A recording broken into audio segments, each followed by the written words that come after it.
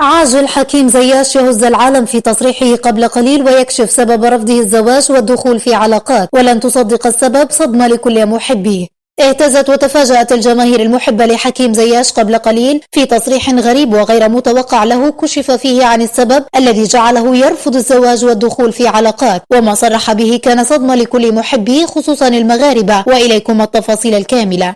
يذكر أن اللاعب حكيم زياش دائما ما يخطف الأضواء في المباريات والمناسبات، ولديه شعبية كبيرة خصوصا بين المغاربة، وازدادت شعبيته وحب الجماهير له خلال مونديال قطر 2022، حيث قدم أداء أكثر من رائع في كل المباريات التي لعبها تقريبا، حيث شارك كلاعب أساسي في كل مباريات المنتخب المغربي في كأس العالم ونيله جائزة أفضل لاعب خلال مباراة المغرب وكندا. ولكن ما هز وزلزل الجماهير العربية والعالمية قبل قليل هو تصريح حكيم زياش الذي زلزل به كل محبيه ومتابعيه، حيث عندما سأله الصحفي عن سبب رفضه الزواج والدخول في علاقات كانت الإجابة صادمة وغير متوقعة وجعلت كل العالم يحبه، حيث قال في جوابه: أنا حاليا لا أفكر في الزواج نهائيا لأني أحب أمي وهي مصدر نجاحي وسعادتي ومنبع الحنان. وقال أيضا: الوقت الذي سأضيعه في العلاقات التافهة أفضل أن أقضيه بجانب والدتي وقدوتي التي أنا مدين لها بحياتي، ومهما فعلت فلن أرد لها حتى ربع ما أعطتني إياه، خصوصا خلال فترة طفولتي الصعبة والقاسية. وهذا ما أثار إعجاب الجماهير العالمية وخصوصا المغربية والعربية.